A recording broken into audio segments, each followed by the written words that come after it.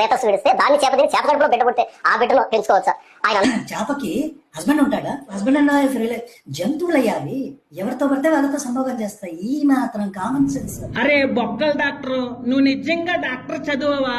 నీకు అసలు common sense ఉందా?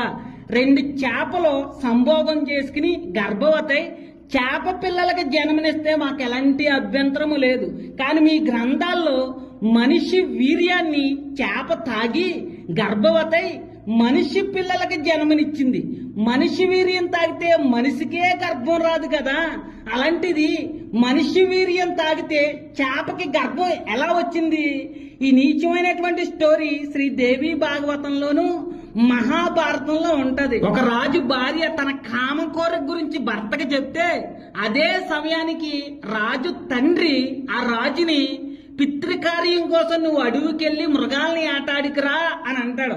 తండ్రి చెప్పిన మాట కోసం భార్య కోరిక తీర్చకుండా అడవికి వెళ్తాడు. అడవికి వెళ్ళిన తర్వాత తన భార్య మీద ఉన్నటువంటి కామ కోరికతోటి బ్రహ్మ పార్వతిని చూసి ఎలాగైతే కార్చుకున్నాడో, శివుడు మోహినిని చూసి ఎలాగైతే కార్చుకున్నాడో, అదే విధంగా ఆ రాజు భార్య మీద ఉన్నటువంటి కామంతో వీర్యం కార్చుకుంటాడు.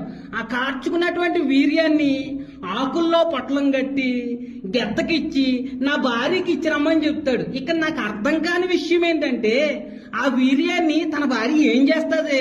తాగుతుందా నాగుతుందా? కామెంట్ బాక్స్ లో నాకు తెలియజేయండి.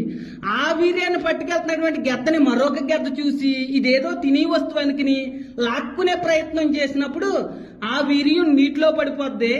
ఆ వీర్యాన్ని నీటిలో ఉన్నటువంటి చేప తాగి గర్భవతి 2 మనుషులకి జన్మనిస్తుంది. ఇదే విషయాన్ని జాన్ పాల్ బ్రదర్ వీర్యం తాగితే చేపకి గర్భం ఎలా వస్తుంది అని ప్రశ్నిస్తుంటే ఈ బొక్కల డాక్టర్ కామన్ సెన్స్ లేకుండా అర్థం పర్థం లేకుండా చేపలకి హస్బెండ్ అండ్ వైఫ్ ఉంటారా అని అడుగుతున్నాడు. అసలు ఆ ప్రశ్న ఎవడు అడిగాడు నిన్ను?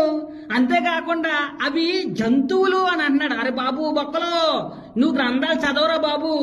అవి జంతువులు కాదు, మీ దేవుళ్ళు మునులు అప్సరసల్ని శపిస్తే వాళ్ళ జింకలుగా కోతులుగా చేపలుగా మారిపోయారు అని మీ గ్రంథాల్లోనే రాసుంది. అలాగే మనుషుల వీర్యం, అసలు వీర్యం తాగితే జింకలో చేపలో మనుషులైనా గర్భవతులు అవుతారా?